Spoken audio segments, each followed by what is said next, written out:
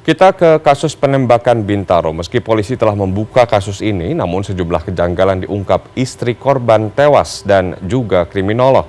Apa saja kejanggalannya? Kita simak informasinya berikut ini.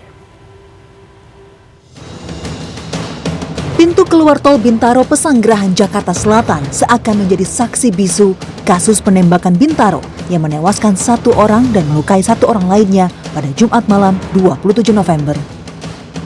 Tidak hanya itu, foto mobil korban yang tertembus peluru juga menjadi fakta bahwa penembakan terjadi. Selang 3 hari sejak penembakan terjadi, yakni pada 30 November, polisi akhirnya merilis keterangan terkait kasus penembakan Bintaro. Direktur Direktorat Reserse Kriminal Umum Polda Metro Jaya, Kombes Tubagus Ade Hidayat mengungkapkan pelaku penembakan adalah anggota polisi berinisial Ibda OS. Tubagus mengungkap alasan Ibda OS melepaskan tembakan karena terancam ditabrak oleh para pelaku. Tidak hanya itu, Tubagus juga mengungkap alasan Ibda OS berada di lokasi karena diminta mengawal rekannya yang merasa terancam karena dibuntuti oleh korban dan rekan-rekannya. Peristiwa itu dilatar belakangi adanya laporan warga masyarakat yang merasa dirinya terancam. Kenapa terancam? Ini masih berdasarkan keterangan saksi. Karena orang tersebut, si pelapor, itu diikuti dari mulai TKP, dari mulai satu hotel yang ada di wilayah Sentul, kemudian diikuti oleh beberapa unit mobil. Meski polisi mulai membuka kasus penembakan yang melibatkan anggotanya, namun masih menyisakan kejanggalan. Istri korban tewas, Lasti Boru Silitonga, saat diwawancara CNN Indonesia, dirinya merasa heran karena saat malam kejadian dirinya sudah bertemu dengan banyak polisi di rumah sakit, namun baru mengetahui pelaku adalah anggota polisi beberapa hari kemudian.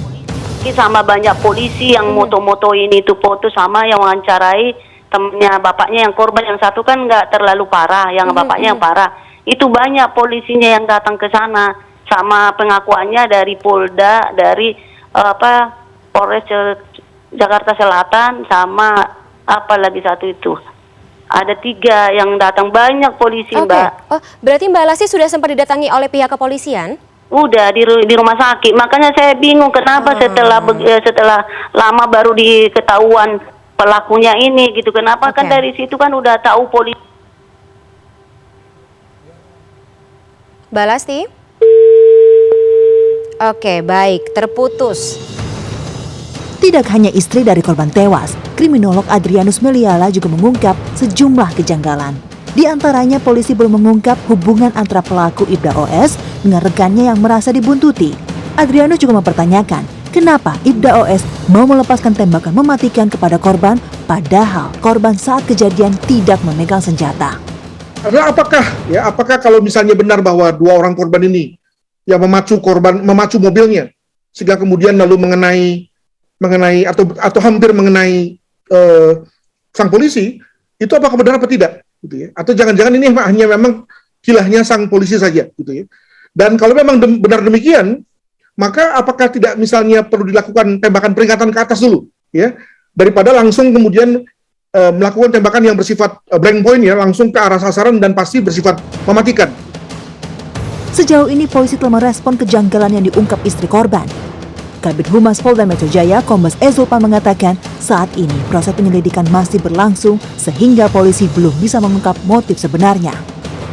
Tim Liputan CNN Indonesia.